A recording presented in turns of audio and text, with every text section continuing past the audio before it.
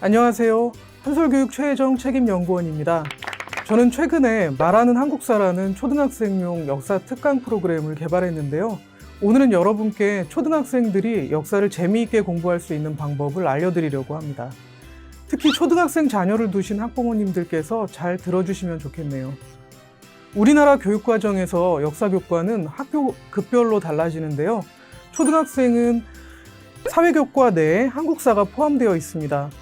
중학교는 2020년 신입생부터 역사 1에서는 세계사를, 역사 2에서는 한국사를 다룹니다. 고등학교에서는 공통과목으로 한국사, 선택과목으로 세계사, 동아시아사로 세분화됩니다. 초등학생들이 교육과정에서 역사 관련 내용을 접하는 시기는 3학년부터입니다. 사회교과의 몇몇 단원에 한국사 관련 내용이 등장하는데요. 이때 아이들에게는 아직 시간과 공간에 대한 개념이 매우 부족합니다. 그래서 역사 공부가 어려울 수밖에 없죠. 그렇게 학년이 올라가 5학년 2학기가 되면 한 학기에 한국사 전체를 한꺼번에 배우게 됩니다. 당연히 학습 부담이 크겠죠.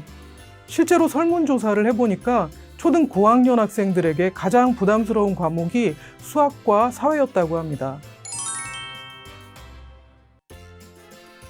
그러면 역사를 처음 접하는 초등학생들이 어떻게 역사 공부를 시작하면 좋을까요? 4가지 방법을 소개해 드리겠습니다.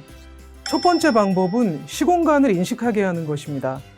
초등 저학년까지 나와 내 주변을 중심으로 공부해온 아이들에게 시간과 공간을 넘나드는 일은 차원이 달라지는 공부입니다. 먼저 시간을 살펴보면 역사에서 시간을 나누는 단위부터 익숙해지도록 해야 합니다. 기원 전과 기원 후, 서기와 세기처럼 역사에서 자주 사용하는 시간 단위에 대한 개념을 익히도록 하세요. 이런 개념을 가정에서도 자주 활용하여 이야기를 나누면 아이의 이해가 보다 깊어질 것입니다. 공간을 인식하기 위해서는 지도와 친해져야 합니다. 지구본이나 지도를 자주 접하게 하여 우리가 살고 있는 공간의 모습을 이미지로 떠올릴 수 있게 도와주세요. 이때 처음부터 너무 복잡한 지도를 보여주기보다는 간단하고 재미있는 그림 지도를 활용하면 좋습니다.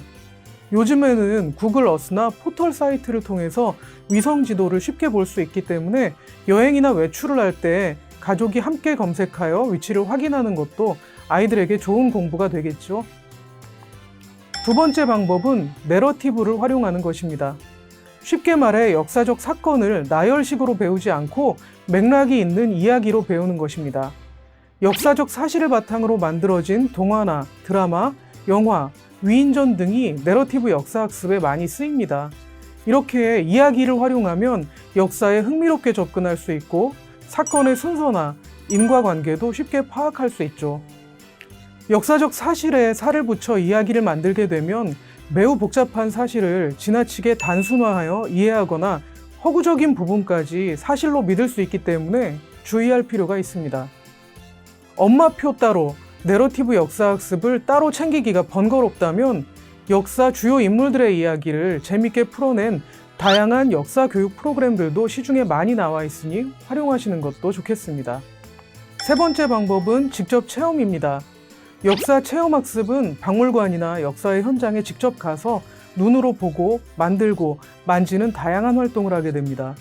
책으로만 배우는 역사에서 벗어나 직접 보고 체험하는 활동은 학습 동기부여나 자기주도성을 높일 뿐만 아니라 학습 효과도 높습니다. 역사 현장 체험을 따로 계획하여 가기 어렵다면 가족 여행을 떠날 때 여행지의 역사 유적이나 유물을 한두 가지 조사하여 함께 찾아가 보고 SNS에 간단한 설명을 덧붙여 사진을 올리는 것만으로도 좋은 현장 학습 포트폴리오가 될 수 있습니다. 아이가 역사 체험 학습에 흥미를 보인다면 박물관이나 전문 기관에서 운영하는 체험학습 프로그램에 참여하는 것도 좋습니다. 주요 박물관이나 문화재청 홈페이지를 찾아보거나 SNS에서 팔로우하면 정보를 얻을 수 있습니다. 또 아자스쿨과 같은 체험학습 플랫폼에 다양한 테마의 체험학습이 올라와 있으니 아이의 흥미에 맞게 골라 이용할 수도 있습니다. 체험학습 전과 후에 너무 학습을 강요하는 것은 피해야 합니다. 학습을 너무 강조하면 오히려 자기주도성이나 흥미가 떨어질 수 있기 때문입니다.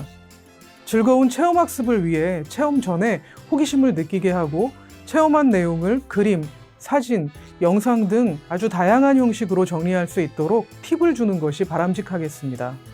아이가 무엇을 배웠는지 확인하려는 태도보다는 아이의 경험에 관심을 갖고 대화를 나눠보세요. 부모님께서 알고 있는 내용이더라도 잠시 모른 척 하시고 아이의 설명을 들어주세요. 이렇게 말하는 것만으로도 자신이 새롭게 알게 된 것과 잘 모르는 부분이 정리되는 효과가 있으니까요. 네 번째 방법은 디지털 미디어를 활용한 간접 체험이나 게임을 활용하는 것입니다.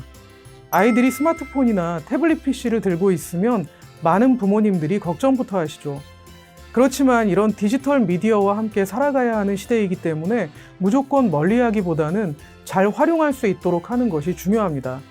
책만 보는 것보다 디지털 미디어를 활용하여 학습하면 효과적인 과목이 사회교과와 과학교과입니다. 국어나 영어, 수학이 언어를 통해 어떤 개념이나 규칙을 탐구하는 것이라면 사회나 과학교과에는 실제 하는 현상이나 물질을 탐구하는 내용이 많아 현장 체험 학습이나 실험 실습 같은 학습이 효과적이지요. 그런데 직접 체험하며 공부하는 데에는 한계가 있기 때문에 디지털 미디어를 활용한 간접 체험이나 가상현실, 증강현실을 활용할 필요가 있습니다. VR과 AR을 활용하면 책으로만 공부할 때보다 실제 체험학습처럼 능동적으로 학습에 참여하게 될 뿐만 아니라 집중력도 높아집니다. 비교적 저렴하고 안전하다는 장점도 있죠.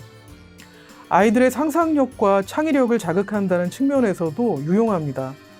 VR이나 AR이 책으로 하는 공부나 직접 체험하는 학습을 완전히 대체하기는 어렵지만 잘 활용하면 학습에 많은 도움을 줄 수 있습니다. 역사 분야에서는 구글 아트앤컬처를 활용해 보시기 바랍니다. 국립중앙박물관을 가상 체험할 수도 있고 전 세계 80여 개 나라들의 1,800개 이상의 기관과 협력하여 역사 유물과 예술작품, 사진, 영상 등을 감상할 수 있습니다. 역사 교육 분야에는 다양한 디지털 콘텐츠가 개발되어 있습니다. 영상이나 애니메이션, 이미지를 활용한 역사 콘텐츠부터 퀴즈, 문제풀이를 게임처럼 할 수 있는 콘텐츠까지 쉽게 찾아볼 수 있죠. 아이와 함께 앱스토어에 접속해서 한국사 또는 역사를 검색해 보시고 아이의 수준이나 흥미에 맞는 앱을 설치해서 활용할 수 있게 해주세요. 그래도 아이가 디지털 기기를 만지는 것이 불안하다면 역사 보드게임을 추천합니다. 보드게임에는 다양한 그림과 미션이 제시되는데 역사와 관련된 내용이 들어있어 재미있게 게임을 하다 보면 자연스럽게 역사 지식과 흥미가 늘어나게 됩니다. 초등 저학년이나 중학년에 적합하죠. 부모님과 아이가 함께 아이의 역사 학습 수준을 쉽게 파악할 수 있고 가족 간의 친밀함을 높이는 데도 도움이 될 것입니다. 이렇게 초등학생이 역사 공부를 재미있게 하는 방법을 시공간 인식하기, 내러티브 활용하기, 직접 체험하기, 디지털 미디어와 게임 활용하기 이렇게 4가지를 소개해 드렸는데요. 이미 알고 있는 내용이라 실망하지 않으셨는지 모르겠습니다. 알고 있는 내용이었더라도 아이가 책으로 하는 역사 공부에서 벗어나지 못하고 있다면 아이와 함께 선택하여서 시도해 보시기 바랍니다. 혹시 부모님께서 일일이 챙겨주시기 어렵고 막막하시다면 한국사를 처음 배우는 초등학생을 위해 내러티브와 재미있는 활동으로 구성한 말하는 한국사 같은 프로그램을 활용해 보시는 것도 좋겠네요. 초등학생 시절에는 역사적 사실을 많이 하는 것보다 역사에 대한 흥미와 바른 태도를 형성하는 것이 중요합니다. 오늘 소개한 방법들이 아이가 역사에 한 걸음 더 가깝게 그리고 바르게 다가가는 데 도움이 되기를 바랍니다. 감사합니다.